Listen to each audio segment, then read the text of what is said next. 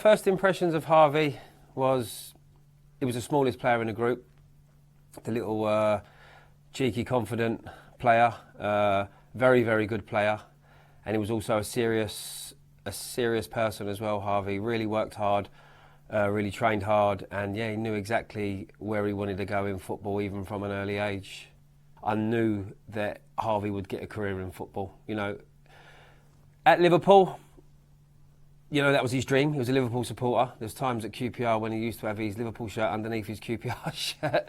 So, you know, for Harvey, that was a dream. You know, the link up between Gerrard and Torres, like back in the day, for me, you know, it was just exciting to watch, and you know, the football was entertaining, and it was either one or the other. You know, kids want to be either strikers, scoring all the goals, or assisting, and you know, I decided to try and base it around the assister, you know, which was Gerrard. But I think just his all-round game was, you know, unbelievable. He had every attribute, and you know, you could see how much it meant to him playing for Liverpool, and you know, I always try and bring that with me. The first game I see him play, he was playing quite deep, and then I remember my first training session, we was doing some 1v1s, 2v2s, and Harvey was just a joke, like both feet, his skills and stuff he had. So I remember just speaking to his dad and saying, look, I'm gonna play him a little bit higher, and I played him as a 10.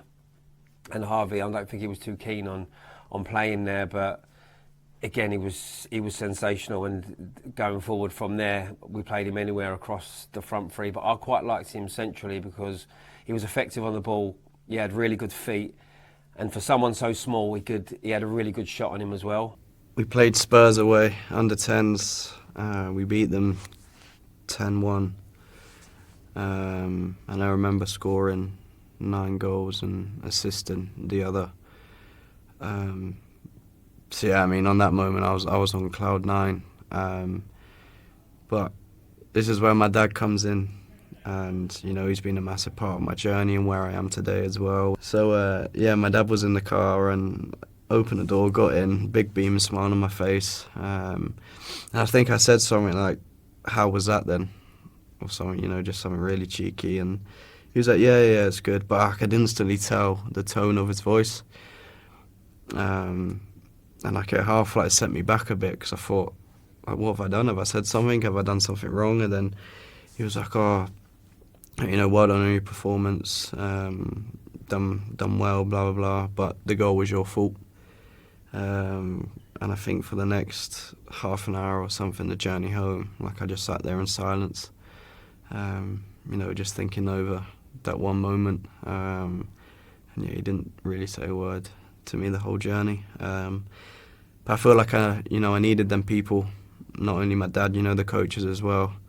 They were hard on me, which is what I like, and you know, it made me grow up very quickly. Yeah, my memory is a little bit different. We was playing Chelsea away, and QPR were at the time probably the whooping boys for Chelsea. Chelsea used to win comfortably, I mean, sort of double figures.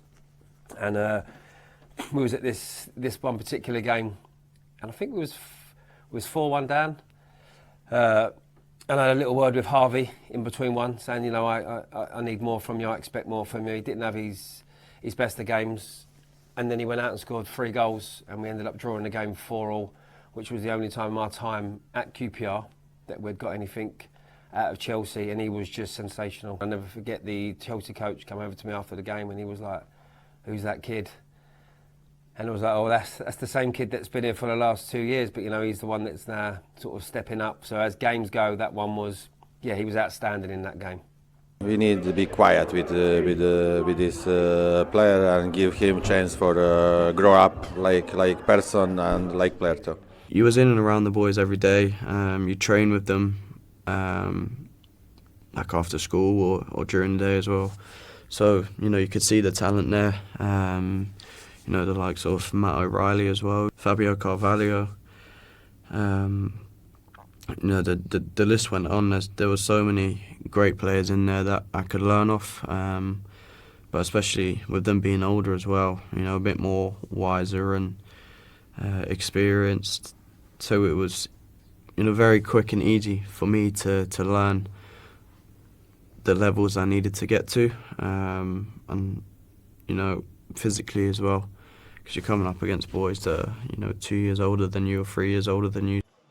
Obviously, youngest player in the Premier League, which is now taken, but you know, to have that record was a huge honour. I think I was youngest player to play for Fulham as well or something. You know, in the moment it's unbelievable, and you know, it's the best feeling in the world, and you're so grateful, and I'm forever grateful for it. When the boy comes onto the pitch at 16, you think he's be doing these GCSEs next week. To think that he's entering the field and at such a young, tender age, and shows the confidence that he shows.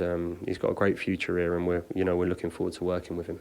The way, you know, he dealt with me and he handled me was amazing. He made me feel very welcome the moment I stepped up to the first team, and you know, made sure the lads looked after me. Training with the likes of Andre Schürrle, you know, Ryan Babel, and these guys have been through it all. You know, Schürrle especially, winning the World Cup, you know, being at massive teams. So like, it was a bit like, whoa, like I'm training with these guys. And the first couple of sessions, you know, it was kind of hard for me to get my head around, but you know, the confidence then came. As I said, you know, the lads made me feel very welcome, and the coaching staff as well, and it became, you know, very quickly to kind of forget about these things and, you know, be part of the team. And you know, they gave me many experiences and many memories that I can never forget and can never, you know, thank them enough for.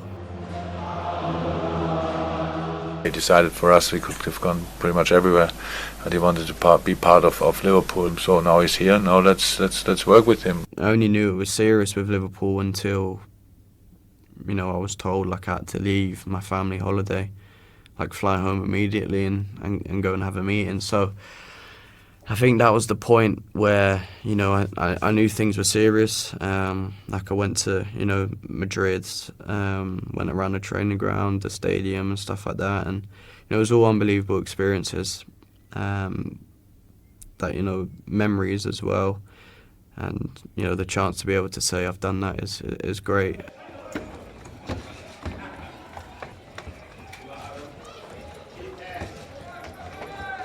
The desire's always been there for Harvey. I think he's adapted really well to senior football. At Liverpool, I think it was tough at first because the players that was in front of him was real established international world-class players. So he's had to bide his time. And one thing that I've really been impressed with, that he's been patient and he's waited for his opportunities. You know, he's never been one of them players that if he isn't in the starting 11, you'll see him throw his toys out the pram and, you know, start moaning about it. He's just obviously been patient, bides his time, and then when he gets his opportunity, he steps up and gives his all, gives 100%. It's not every day you get a Liverpool player to come to your football club, especially one that's been around their first team. He's not just a young boy that we'd never heard of. He's a wonderful personality, a lovely lad, amazing talent. We just have to nurture it, I think. It taught me men's football very quickly. I remember my first game was Watford away, and it must have been like the first 15 minutes or something like that. And I remember just getting cleaned out, and I was like, whoa. Like, this is, you know, what I'm going to have to put up with and get used to. And I think mentally it made me very, very strong. Because I was only 17 at the time, and it was my first kind of real exposure to men's football. You know, before, like, I played a few games here and there. But this was like constantly, week in, week out, you know, 3 games a week. I'm having to play, you know, travel, recover, train, play. It's just an ongoing cycle. I think it taught me a lot physically and mentally as well. It was during COVID, so it was very strange times. But I think it, you know, as a kid turning into a man and being in, you know, a men's environment, I think that was, you know, the turning point, and a point where I was like, right, like, this is senior football now. This is what I'm going to have to do. This is how I need to prepare my body, how I need to recover. We saw Harvey, what a player he is. I was going to say, Harvey, at 16 years old, Jürgen, that was an incredibly mature performance for such a young man. Yeah, absolutely, absolutely. This guy is full of confidence, and you could see from his performance how well he did. Very unfortunate not to score late on in the game as well, but he can be delighted with his performance last night. Yeah, it was an emotional goal for many reasons, to be honest. With it being my first Premier League goal, and the day before my nan passed away.